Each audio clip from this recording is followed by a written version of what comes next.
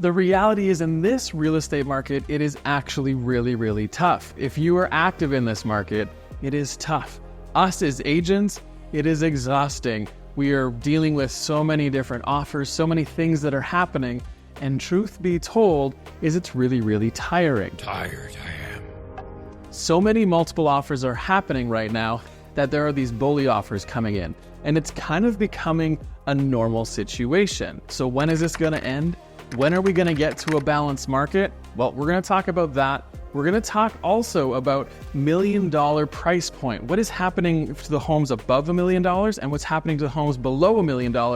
But first, a question we get all the time is talking about flippers.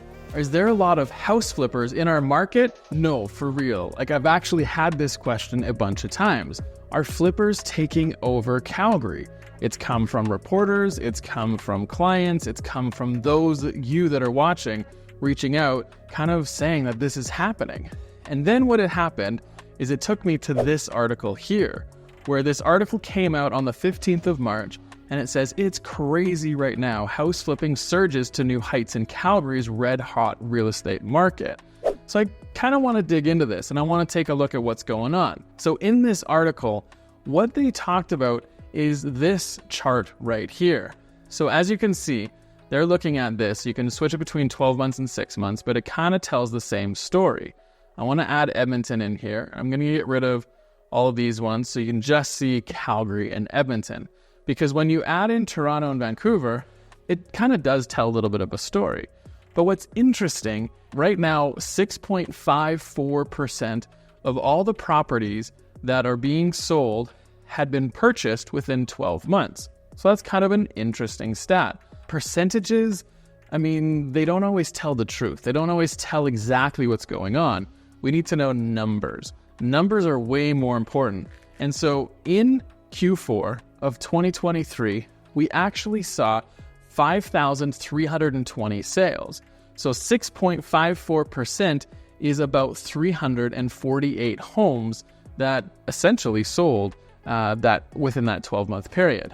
Now, the last peak at 6.35% of Q4 of 2019, there was 3,441 sales back then, and that equated to only 219 homes. But then I got a little bit more curious because why is the percentages so high between 2016 Q1 all the way up to 2020 Q1? And what that led me to was this chart. So this chart here is really fascinating because this is net migration interprovincially based on Alberta numbers. And what were those timeframes? Let's go back. 2016, early 2016 is when we started seeing more properties being sold within the first 12 months. And I mean, this kind of equates to people leaving the province. So I think we got two stories here. The first one is what happened back here was people were moving here and then they left or they sold something within a year and they didn't really stay.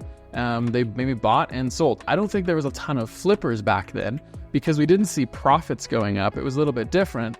But this time, I mean, look, we all know we have so many people moving to Alberta right now, and it's clear as day right here on these charts. And when you flip back to what's happening, this has skyrocketed. So does that mean we are flooded with flippers?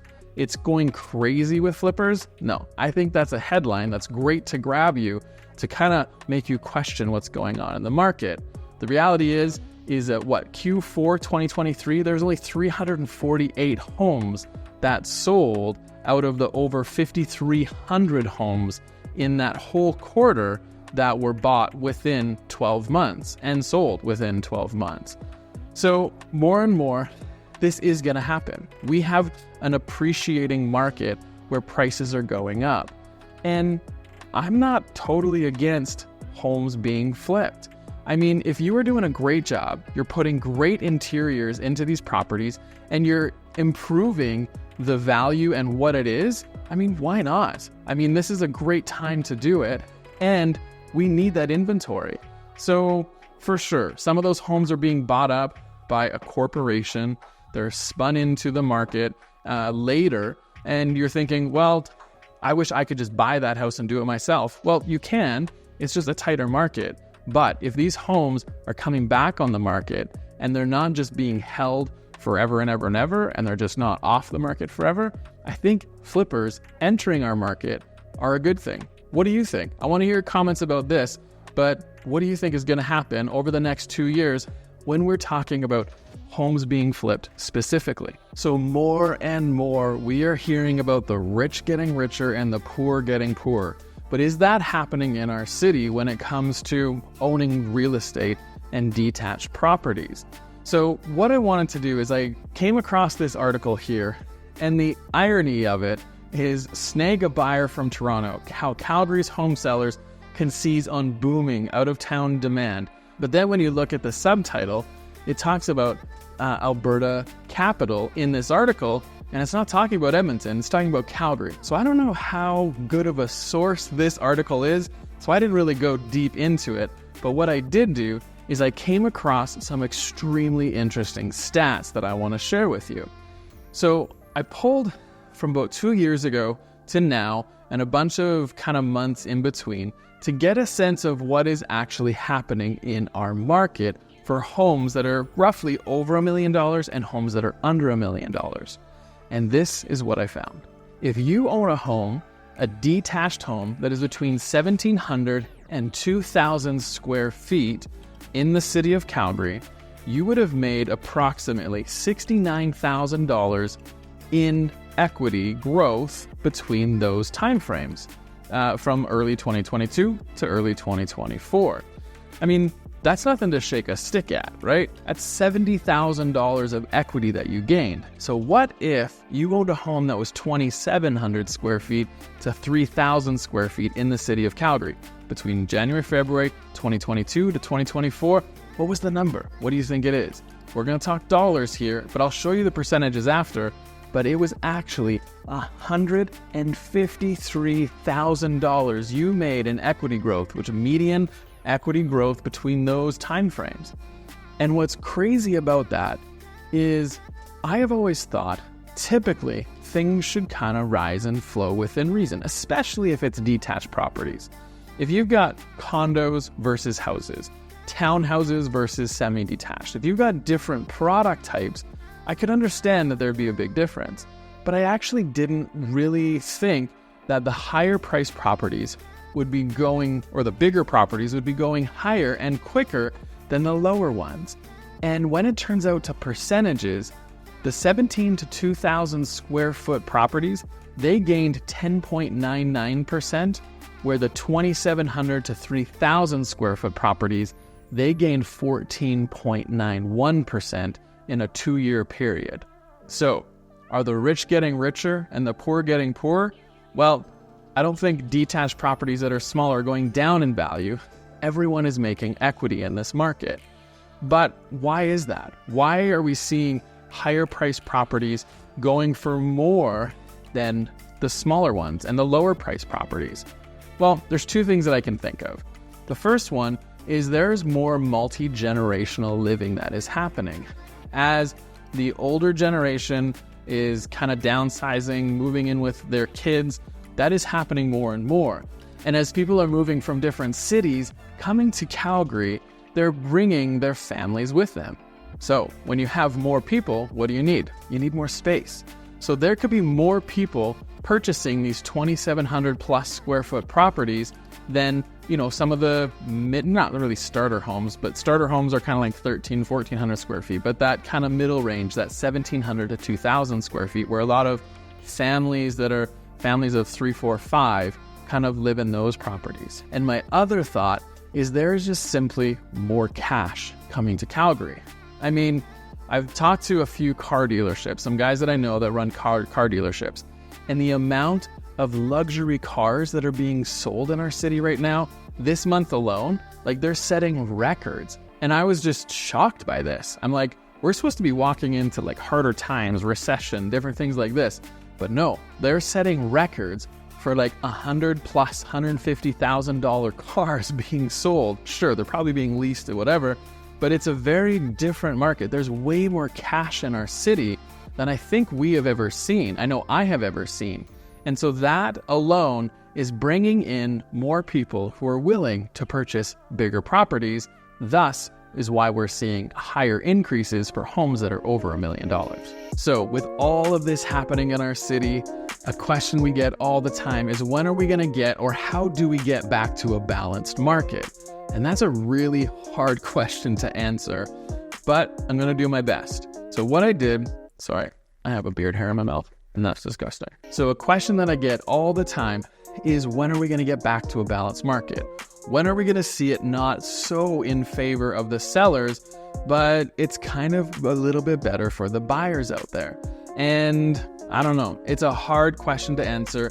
It's something I'm going to attempt, and I might have done it wrong, so give me a little bit of grace and forgiveness here.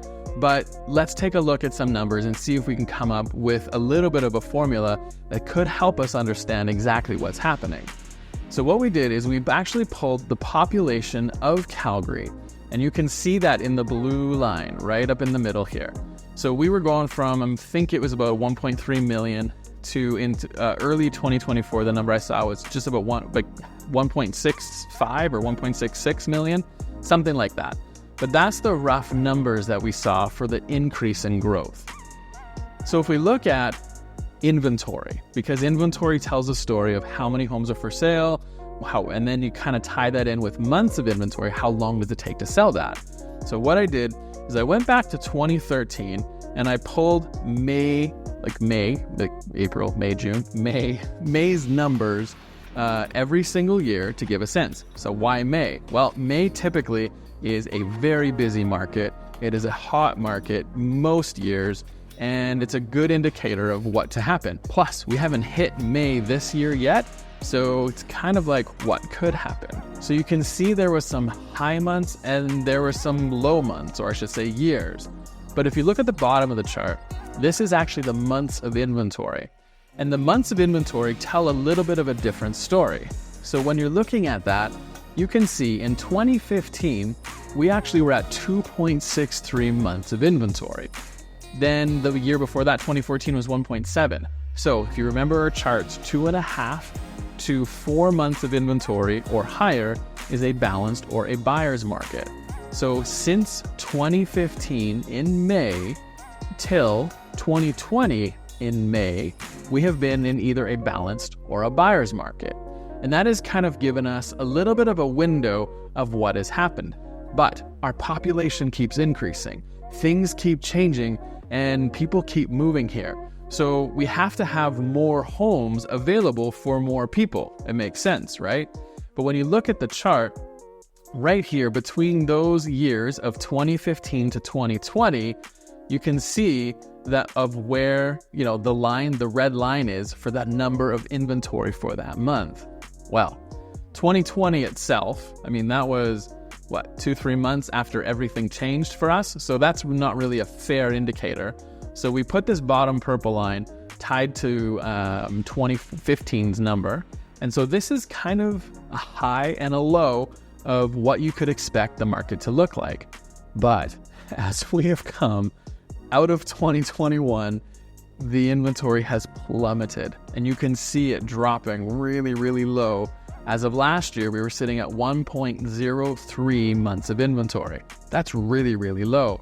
And currently, today, we're sitting at 2,355 active inventory for February.